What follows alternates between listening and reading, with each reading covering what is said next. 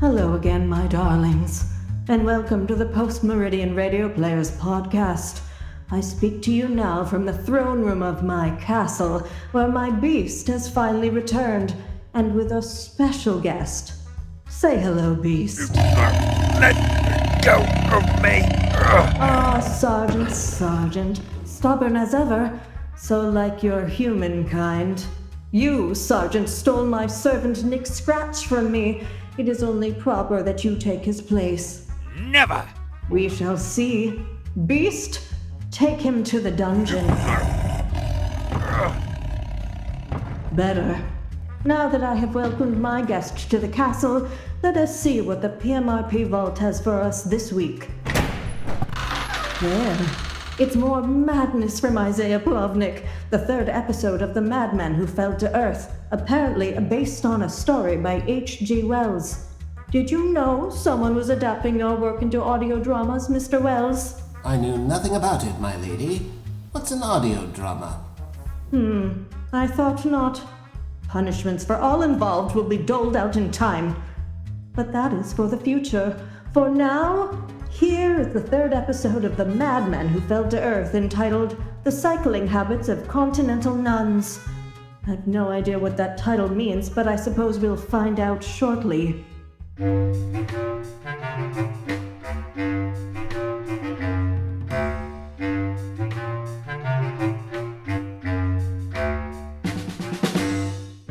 Madmen's Guild presents The Madman Who Fell to Earth by Isaiah Plovnick. Chapter 3. The Cycling Habits of Continental Nuns. Well, if it isn't you again! Afraid my colleague and I can't chat for long. We've got to see a bird about a man. But we've just enough time to remind you of everything that happened last time we spoke. Really, you've got the memory of a soap dish. Almost as bad as Mr. Cavor's. As I recall, Tickler Wynot and Eloise Trapeze were attempting to gently jostle a bit of remembrance into him. Which was going well, until Mr. Cavor had a bit of a public conniption after glimpsing the full moon. Whereas Mayor Brassforth, normally a jolly and maladroit old chap, had inexplicably become much less fun than usual. First he had seized the local locomotive works with an aim towards manufacturing cavorite. And then he ordered the police to seize Mr. Cavor. There's gratitude for you. But fret not, for my colleague and I managed to squirrel the poor fellow away in the chronomotive cupboard before Inspector Pikes could find him. In the weeks that ensued, Coppersteam underwent a change in much the way a crematorium does following a trampoline festival held in a local stalactite cave. It became increasingly somber, unusually busy, and very, very warm. Constables now trudged up and down the streets at all hours under sharp, strict orders from the mayor to arrest anyone acting unsuitably. What is there? What? Are you behaving unsuitably? Oh, I dinna talk past you, daft dobber Bobby. Don't take that tone with me, Angus. You're disturbing the peace, you are. Are you off your head? I wasn't doing no bother to nobody. Your cartwheels were infringing upon the quietude of this road by clattering over the cobbles like that. I shall have to write you up, I shall. Oh, aye? And what about your wheel whistle? Loud as a banshee that was. Oh, good gracious, you're right. Do I have to write myself up? Whilst all the while, officials and financiers filed in and out of City Hall for brief and unsettling meetings with the mayor as the newly opened Copperstein Cavorite Manufactory and Assembly Hangar thrummed with the strokes of its enigmatic enginery and the roar of its roasting furnace, making it the talk of the town and the brick-walled ogre of Factory Row. Such a brouhaha surrounded it that it risked becoming a brouhoo-hoo. Thus, after 3 weeks of secrecy and speculation, a conference was called at the gargantuan doors of the factory by a very sweaty Mr. Waterpile, whose name finally made sense. And though the heat from the furnace may seem excessive, it is imperative to sustain an ambiance. in which the Cavorite will not lose its gravitational mooring. Mr. Waterpile, Lucretia Pointwit, Copperstein Chronicle. How do you respond to accusations by solicitors representing the Kraskoin family that the factory was obtained by fraudulent means? Mr. Waterpile, Trevor Apocrypha, Funky Goggle, can you confirm that the factory has already seen 25 workers collapse on the line from heat exhaustion?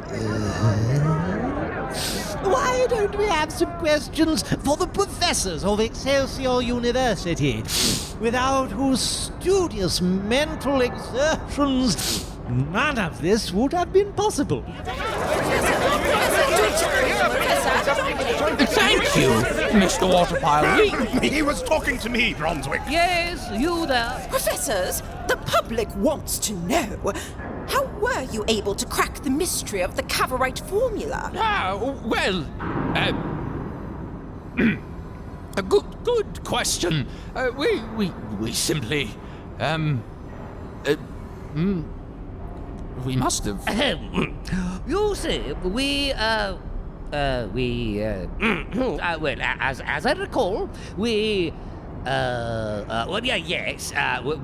met with the mayor about the Cavorite,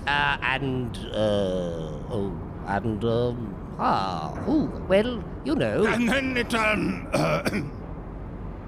rather, just sort of occurred to me. I take umbrage with that. It was definitely me who figured it out first, Van I Widdershins. beg your pardon, but I am certain I must have solved it before either of you two old fossils. Thank you. Yes, thank you, professors. I should like to conclude this occasion by announcing that it is my exquisite privilege to announce that the first copper steam Cavorite frigates will be officially fight-worthy in 2 days' time.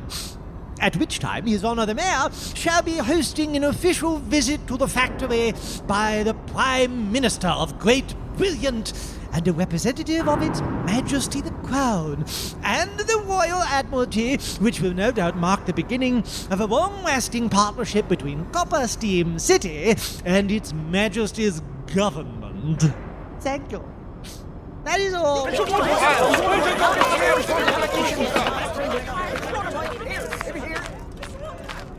Well, don't you look like a peeled onion? Thanks. Are you here to inform me that Mr. Kavor has been apprehended? No, I'm here to inform you that I've had 2 men stood across from the cracked pot for a month. They've seen bugger all. We're spread thin enough as it is with these daft civil patrols, and may we please get back to proper bloody policing instead of this mock despotic trooper rubbish. Chief Inspector, you were given directive to locate and apprehend the fugitive Mr. Kavor by any means at your disposal. The orders have not changed. Right. And I take it His Honour has still declined to share his reason for giving them orders? Such information is not pertinent to your inquiries, Chief Inspector. And His Honour's authority is not to be questioned by someone of your station. You know, there's a lot of folks who think you're a snotty, eye-nosed ponce. But you've actually got a lot of hidden depth. Thank you. It's called rock bottom. Meanwhilst, Tickler Wynot was drowning his apprehensions at the bar of the old cracked pot. Except Mr. Wynot isn't much of a drinker, so he was having tea, and thus not so much drowning his apprehensions as floating them. Vera, yes, Vera, may I have another cup? Vera, may I have another cup, please? May I have another cup of tea? Vera. I think you've had enough treacle. I haven't had any treacle, I've had tea. I've been drinking tea, not treacle. That is, unless you move the R after the T and the CLE after the A. That would spell tea, you understand? A concussion will only make it worse. A concussion will only make it worse. Hello? Who's that? Oh, it's you. Good. In you come. Thank you, Vera. Any word? Too many. His gob won't shut. Oh, hello, Eloise. So very good to see you. You're looking lovely today. Not that I don't think you look lovely every day, because you do. How do you do? Is it a nice day? I haven't been outside yet. Are there clouds? Oh, dear. How many have you had, Tick? Oh, not so many. Only two. I've only had 2. Cups? Kettles. Vera, please stop making gestures at those constables. Shut the door and come in here. This is important. My friends on Factory Row say the first warships will be finished by Friday. Mayor Brassforth's going to show them off to the Prime Minister and the Crown. I don't like it, not one bit. Why is the mayor suddenly such an enterprising industrialist? And warships of all things. Everyone knows he's just a soft-old pussycat. Oh, my Auntie Seraphina's got a pussycat, a black one. It murders robins. And what does he want with Mr. Cavor? Those 2 constables outside haven't moved in weeks. Oh, don't mind them, love. Them numpties couldn't find their own backsides with the map printed on an emerald cushion. Actually, I'm not sure if it is her cat or if she just gives it scraps of her lunch when she goes walking in the cemetery. Mr. Cavor, has he come back yet? Is he back? Nah, I haven't seen eye nor hair of the jittery twat. Next month. The Hatters said they hid him in next month. Oh, it's been a month. Are they here? I have to talk to them. Out on a lark. They said they'd be back at brillig. Fiddlesticks. Do you know where they went? Can you help me contact them? This is urgent, Vera. Don't look at me, love. I've got my hands full here, keeping the skeleton and the dwarf from blowing the roof off. You nincompoop! I said on the count of 3. Duty calls. You know, everyone says she's a baboon, but I think she might actually be a mandrill. I'm not an expert in apes, mind you. Tick, what are we going to do? I suppose we could ask her, but she's a tad sensitive. About Mr. Cavor. He's going to fall out of the cupboard any day now. We need to find a way to protect him. Eloise, I'm not fit to protect anyone, let alone Mr. Cavor. You should find another maverick like yourself, or an Inventrix, or an Enigmata even, or wait until the Hatters return. I can't look at this conundrum in a way that will solve it. My mind isn't built for it. I fear I'd only continue to disappoint. I hadn't pegged you as one to give up so easily. No, you had me pegged as a madman. I'm sorry. Whether you're mad or not, you gave Mr. Cavor your word that you would help him. Same as I did. You and I have a responsibility to keep him safe. We've had a month to come up with something. If he really had memories of the Kentish coast, it likely means he survived for hundreds of years in the dead of the black unknown without food, or water, or air. Are we really so certain he even needs us to keep him safe? You remember what happened when he saw the moon last month. Do you think he felt very safe? Cupboard! Down they darted to the Strangeneering lab for a long-awaited, if somewhat delirious, reunion. Easy does it! Do be careful! You'll knock over the stepmother. Mr. Cavor! Mr. Cavor! Oh, thank goodness you're here, Pat. He's in an awful kit. It's all right. You're back with us now. Yes? Little stone. What was that? Little stone on sea. The beach. The beach? I was there. I remember. I found the sphere. You remembered something! Mr. Bedford's not going to be pleased, they said. Mr. Bedford? Who is he? I don't know. Little stone on sea. Do you know where that is? On the sea, I would infer, young shaving foam. Well, yes, but that's quite a bit of coastline to go over. Bedford. Do you know, that last name rings a nose hair. Auntie Pym, you've heard that name before? Possibly, dear, possibly. There may be something in the archives. Come along, let's go have a periwinkle. And so up they went to the archive room to have a periwinkle at the Guild Registry, Volume B. Yes. Beetle Bath? Beckelswort? Here it is. Train spotting. Bedford John E. Idiota Vulgara, registered member of the Gogglebury Madman's Guild, 1885 to 1901. Gogglebury, formerly known as... Kent! The Kentish coast! Auntie Pym, do you have a book of old maps here? Oh, of course we do, Pet. It's right there on the shelf under the cowshed. I think she means the globe. Yes, I gathered. Kent! Villages. Let's see. There! Littleton-on-Sea! Egads! Wait, we have to go! We have to go to the Gogglebury Guild. We have to go there. This could be the key to everything. Kavoa, the ship, the substance. Perhaps they can give us information on this Mr. Bedford person. Perhaps they knew each other. We have to take Mr. Cavor with us. Yes, What? Oh, surely that's too much of a risk with Stopgap Yard looking for him. Precisely why we have to get him out of the city. It's only a matter of time until they come back to search the hall again. Besides, the place could help him remember more. You know I'm right, Tick. Yes, you're right. But how? The cracked pot's being watched at all hours. If we can make it to Tinkertop Hill, we could take my steam wagon. It's fast, 3 hours tops. We could be there before nightfall. If we could make it there, yes. But we'd be spotted before we left Runcible Street. There are constables on every corner of the city.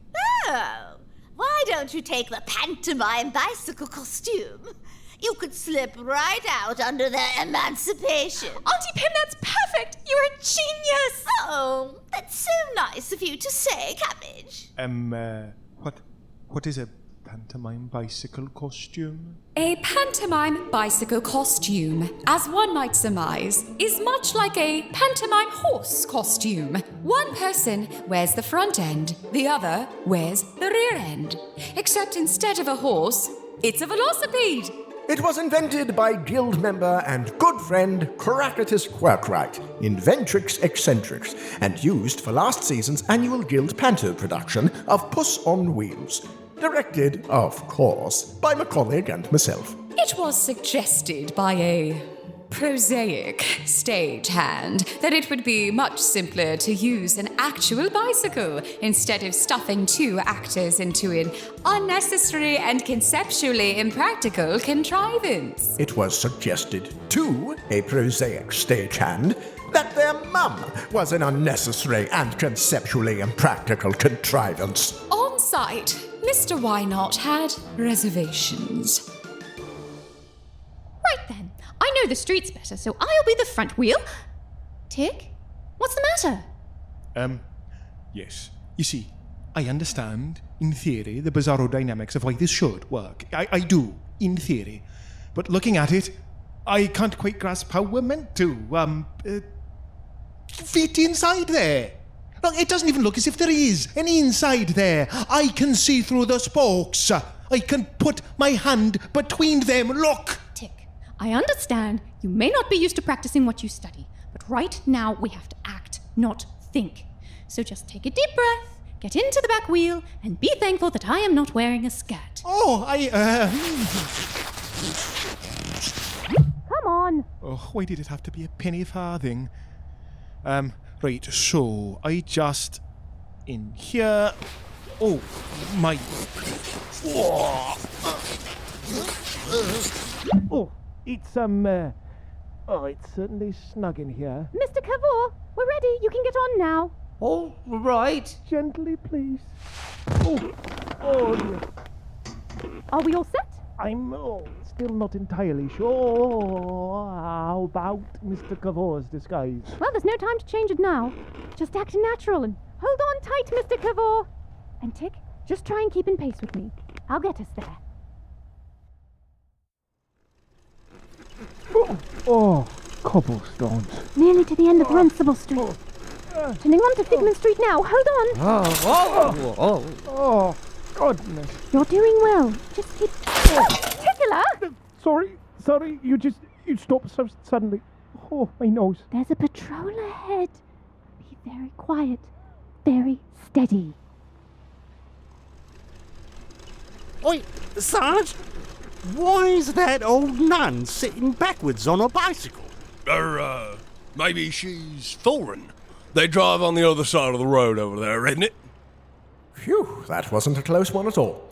On they wobbled up Figment Street, then onto Pratchett Street, then Pinion Road, and none whom they passed by thought to impede the inconspicuous nun on the velocipede. At last, they reached the foot of Gearshaft Circle and crawled their uncomfortable way up the slope of Tinkertop Hill. All right. Whew. We're here. Oh, thank the ether that's over with. The wagon's just behind my workshop. All aboard for... Oh! You know, I really must write a stiff letter to the city council about the state of the roads. Tick. The number of missing cobblestones I counted, goodness, I could count them with my spine. Tick. Some of the gaps were large enough to cripple an automobile. It's not right, you know. I really will tell them. Tick! Yes? Why are you looking at me like that? Well, it's quite appropriate. This being a pantomime bicycle. Why? Because I'm right behind you. Oh, sweet nanny! Hello, Inspector Pikes. How nice to see you. Here. Standing here. Hello, Weiner. Oh, pardon the trespass, Miss Trapeze. Only I heard there was a nun riding backwards on a penny farthing, and I assumed there was a punchline. Yes. You see, we are just taking, Sister Agnes here to the Abbey. She's with the Faith Brokerage in Ballywick, you see, and... Oh, to be sure. Is she? Bless. Funny, though. She's a spit of your friend, Mr. Cavor. Yes, she's... Inspector, I know what this looks like, and it is... Tick. And I know you have a job to do, but please, trust me. Tick, she came alone. What? Oh. That I did. You know, if there's one thing I've learned about this city in 10 years, it's to never be gobsmacked by anything unexpected. Elsewise, you'd never stop gasping. It's gotten to the point where I see someone behaving as they're expected, I think. Don't that bugger look suspect? Maybe I've been here too long, but I look at Brasforth lately, throwing his mayoral weight around, obbing his way into a monopoly, ordering the yard about. Some cheeky old screw goes raving through the streets making a right nuisance of himself, and we're told to bring him in at the double? Seeing Cogston, that would make sense. In Copperstein, it don't half make me suspicious. Is this nutter of yours a public threat, Mr. Weiner? No, Mum. Right. Well, I'm after a bloke who's a public threat. I'd best keep looking then. Thank you. I'll get the wagon started, Tick. Tick, you must be chuffed. You are... Good old Izzy Pikes, always true north, dependable to a fault, and ever happy to help her very best friend, Tickler Wynot. And so our trio of travellers piled into their steam wagon, and off they trundled on the long road to Gogglebray. And whilst they were doing that, Mr. Waterpile was once again mincing his way down the corridor to the mayor's office, the door of which he was becoming increasingly reluctant to knock upon. Enter.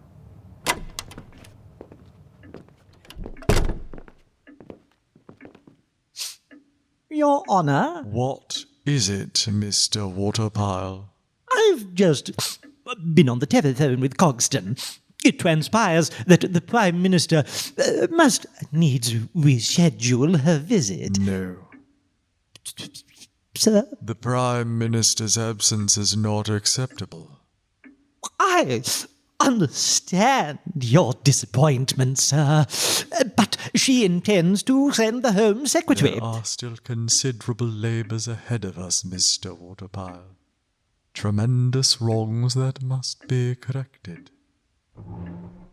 The Prime Minister is the only authority in this land with the nobility and the prominence to lead us in this great work. You understand? I shall attempt to impress upon her the great import of her attendance. Thank you, Mr. Waterpile. You may go.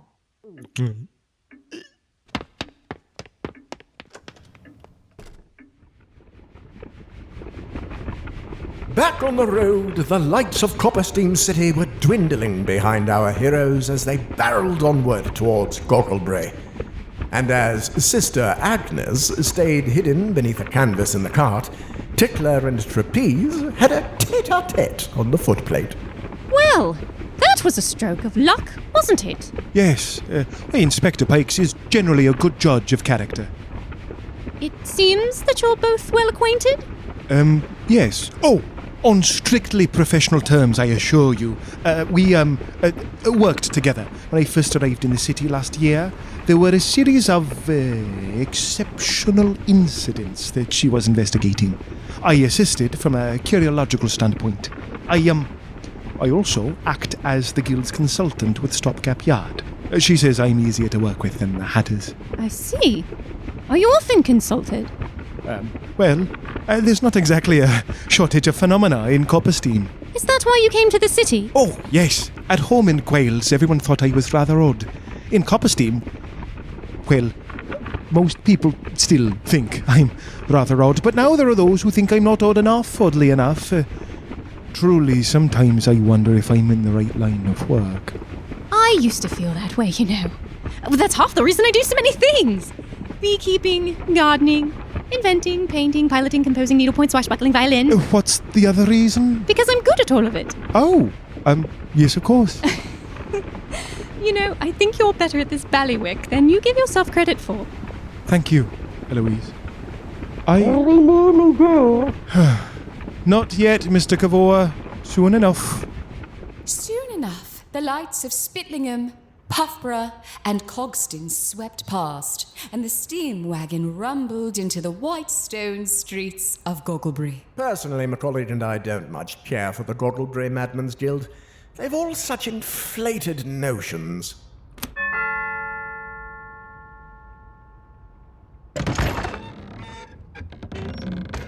Yes? Who are you for? There are only 3 of us. I wasn't talking for you. Hello, we're from the Copperstein Guild. We sent a wireless ahead. Step 5 and present Runcible Spoons.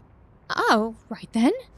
Eloise Trapeze, Inventrix Eccentrix, Maverick Manivorum. This is Mr. Cavour, Idiota Vulgara. And, Mr. Tickler Why Not, Curiologist and Phenomenographer. The 3 of you may come in, but this too must wait outside. Ah. No, it's all right. He's an honorary member. He's permitted... That's as may be.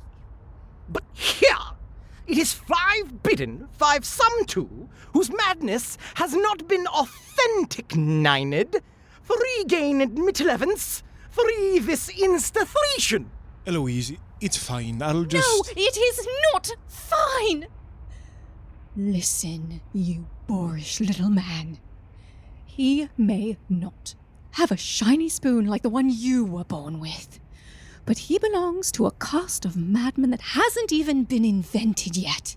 He's madder than you. He's madder than me. He is so mad, he doesn't even know it. He is the trusted protege of Mad Hatters Von Arkham and Wellsman, who personally dispatched him to accompany us here and who will be hearing about this obstinance if you don't let all of us into the archives right now. Savvy? God gracious. 5 give me, madam. I was uninfivement. I suppose on this doubler occasion he might be given entry with you as his designated chaperone. 3 right he may. Come along, boys. The indomitable Eloise Trapeze. I'm so proud I could squeak. And so they were conveyed straight to the archive room and given full access to every scrap of material pertaining to the cryptic Mr. Bedford. What they would find would ghast their flabbers.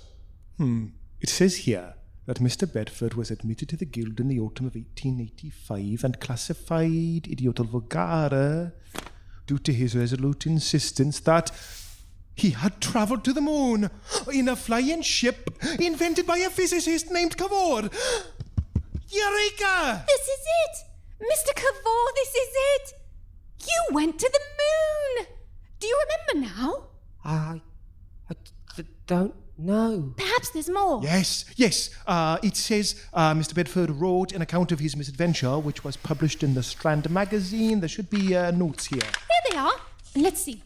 Cavour had developed a substance which became opaque to gravitation at temperatures below 60 degrees Fahrenheit, which he dubbed Cavorite. Oh, well, that's a bit of serendipity, eh? Indeed. To test the potentials of his invention, Cavour designed and constructed, with the help of Mr. Bedford, a vessel engineered to travel beyond the reaches of earthly boundary and into outer space. Look, there's a sketch. That's the sphere. Well, it seems Mr. Bedford was misclassified as Idiota Vulgara. Cavour and Bedford undertook a maiden expedition to the moon in July of 1885, where they discovered... Oh my word.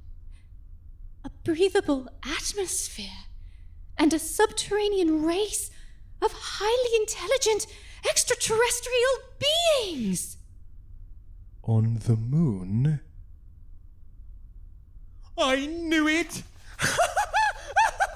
I knew it! He calls them Selenites. Selenites. Upon exploring the lunar landscape, Bedford and Cavour were, goodness, captured by a group of Selenites.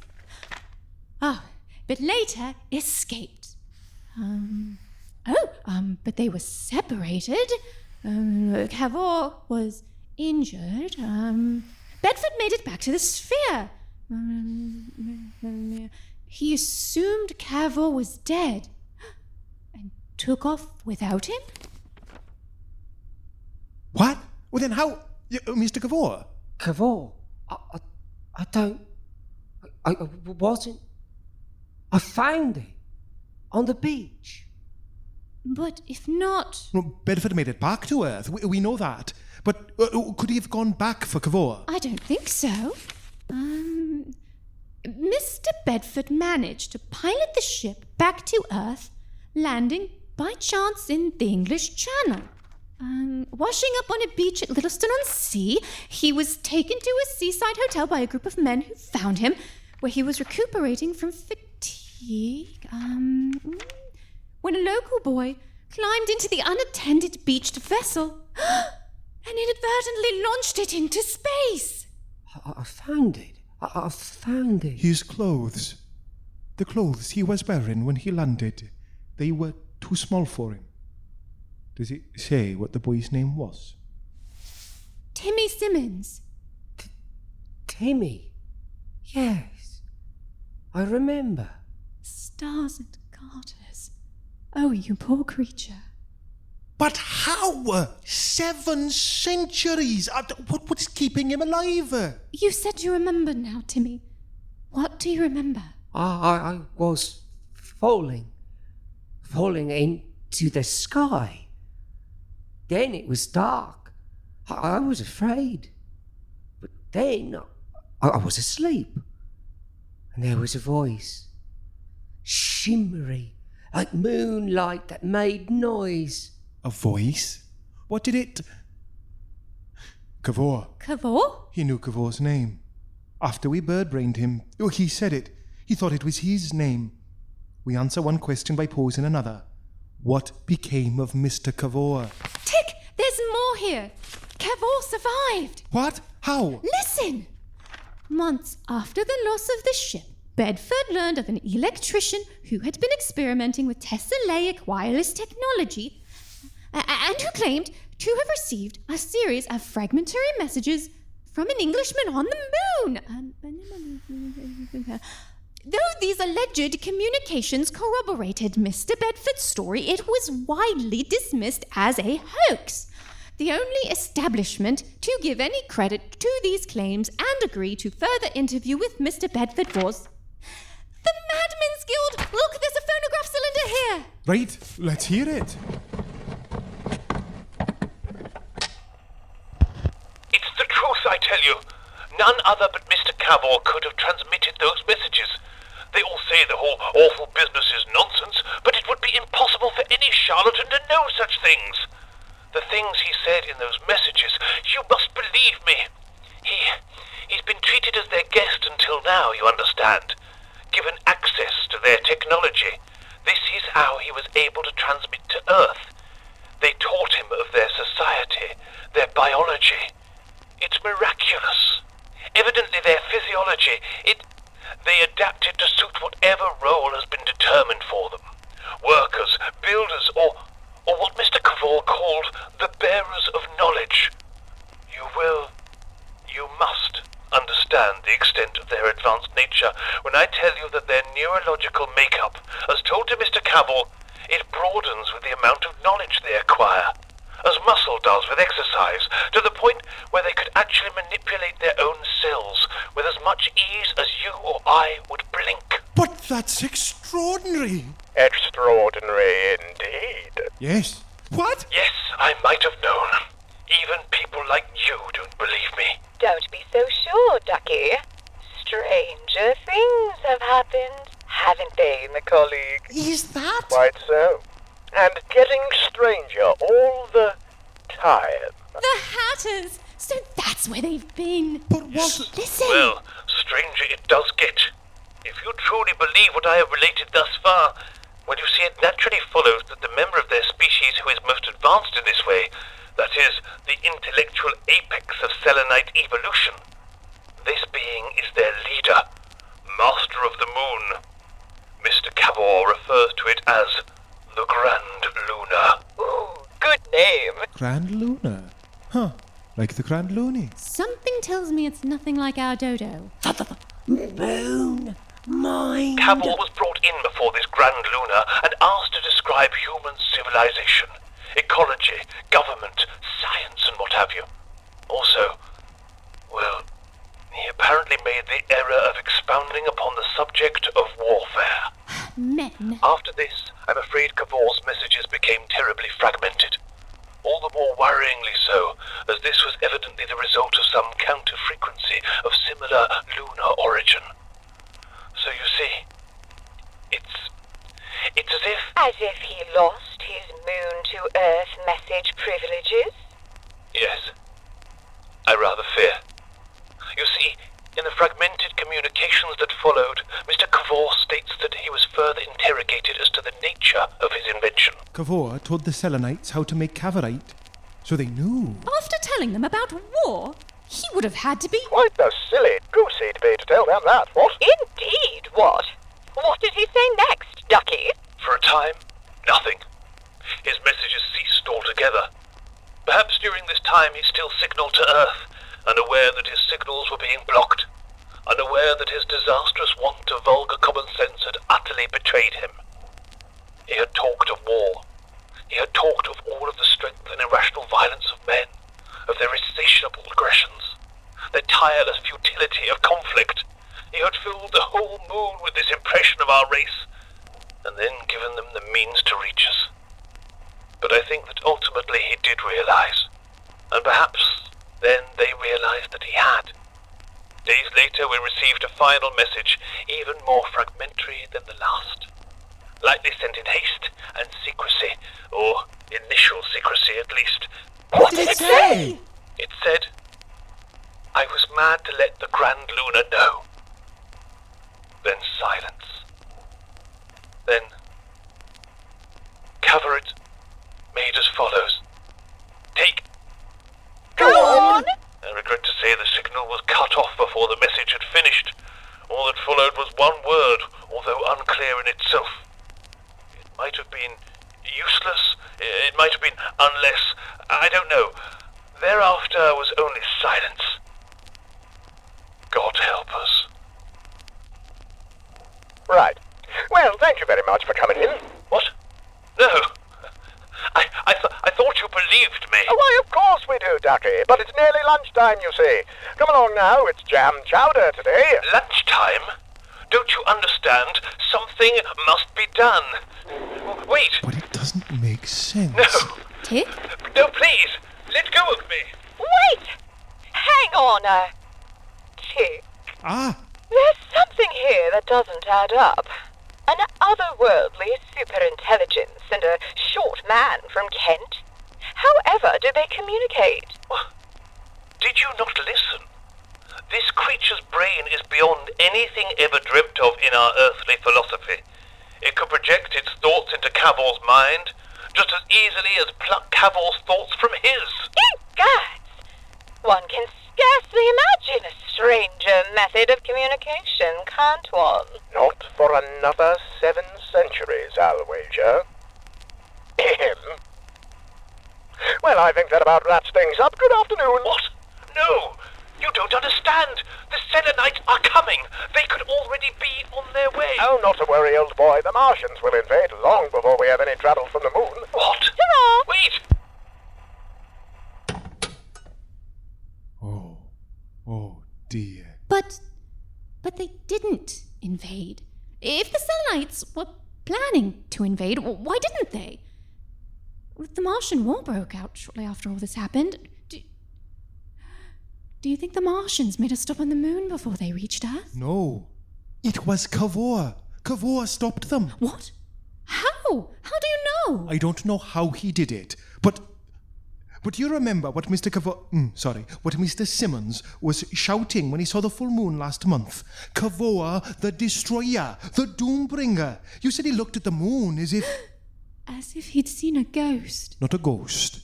A memory. But it wasn't his. The Grand Luna could project its thoughts. And the Selenites had technology that could transmit signals across outer space. And could manipulate their cellular structure to adapt. Some sort of suspended animation, perhaps. It reached out and found a receptive mind floating in the dark. And held on to it for 700 years. Oh, Timmy. I don't remember. It's not surprising. The difference in biology, the shock to your nervous system would have been... Wait a minute. If you'll hold still for a moment, Mr. Simmons. Oh, right.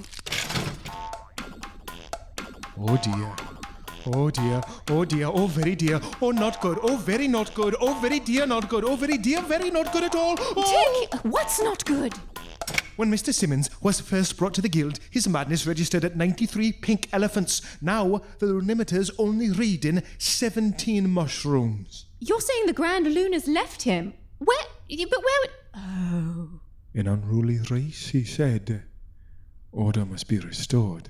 He had met the mayor, who started building Cavorite warships. And scheduled to host the Prime Minister tomorrow. Tick. You're a genius. And we're in a lot of trouble. Rather. Having arrived at the terrifying truth, Tick and Trapeze wasted no time in ringing ahead to Copperstein to warn of the impending peril.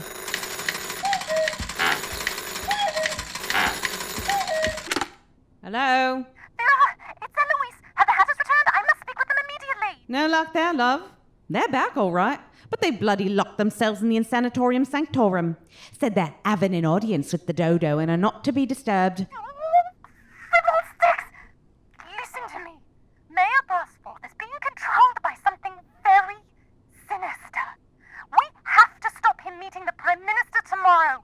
We have to shut down the Cavorite factory. Blimey, are we supposed to do that? I don't know, but it's going to be frightfully bad if we don't. Trust me.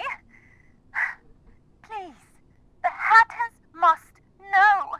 Tick and I are coming home. We'll try and come up with a plan on the way. Perhaps...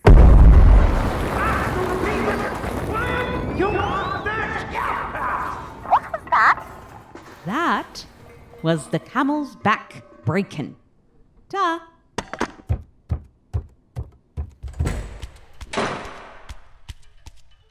Why, Vera, how did all the doctor's very visible bones wind up very visibly broken? Oh, search me. Maybe he's tripped and fell down a flight of my fists.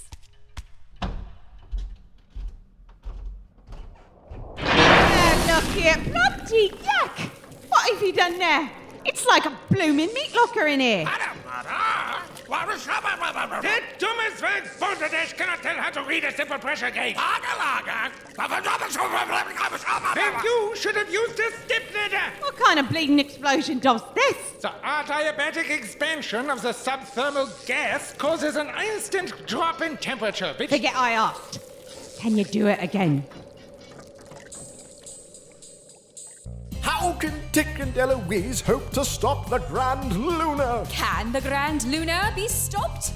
Or is the world doomed to fall under the pale white fist of Selenite supremacy? Will our new Selenite overlords command us all to wear homogeneous neutral pastels and eat only dehydrated mushroom porridge? Should we all start panicking now, or is that a bit premature? It is never premature to start panicking about dehydrated mushroom porridge! But wait! Where have we been?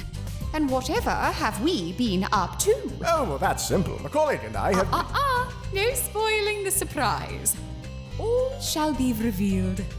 Or shall it? No, you'll have to come back to find out. Until then... Stay mad, my duckies.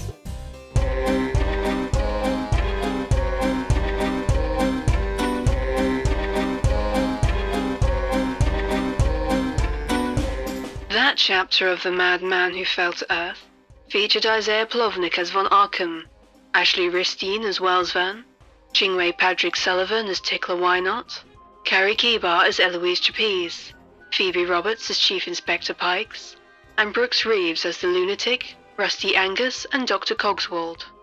With Andrew Winston as Dr. Knockengeroost, Ariel Kaplan as Vera, Jeremy Holstein as Brian Balderdash, Elizabeth Ross as Auntie Pym, Matthew Zanzinger as Mr. Waterpile, Juicy Garland as Mayor Brasforth, Justice Perry as Constable Thumpspoke, Aaron Stoliker as Sergeant Wolfglove, Lilydeen Delaquercia as the Inflator, Eric Chung as Professor Van Widdershins, Peter Wallace as Professor Bronswick, Kimberly Dauber as Lucretia Pointwit, and Andy LeBlanc as Trevor Apocrypha, with special guest Professor Elemental as Mr. Bedford.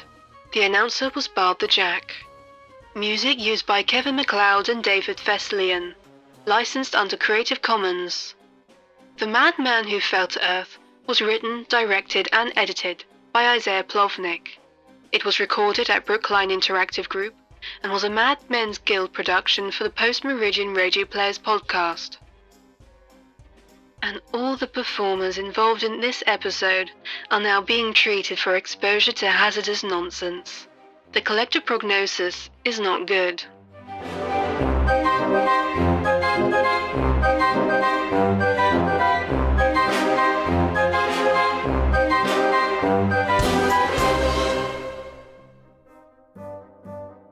In 2 weeks, we return to wrap up this madness with the final episode of The Madman Who Fell to Earth, entitled Through the Roof. If you like what you hear, you can check out more about the PMRP, including upcoming performances and auditions, at their website, pmrp.org, or their Bandcamp store, pmrp.bandcamp.com. Please support this podcast by giving us a review or recommend it to your friends. Until next time, my darlings, you shall always see me in your dreams.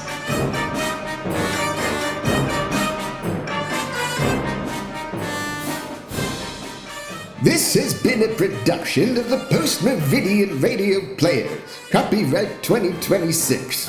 This recording may be freely distributed as long as the full credits are included. For more information about our group, please visit pmrp.org.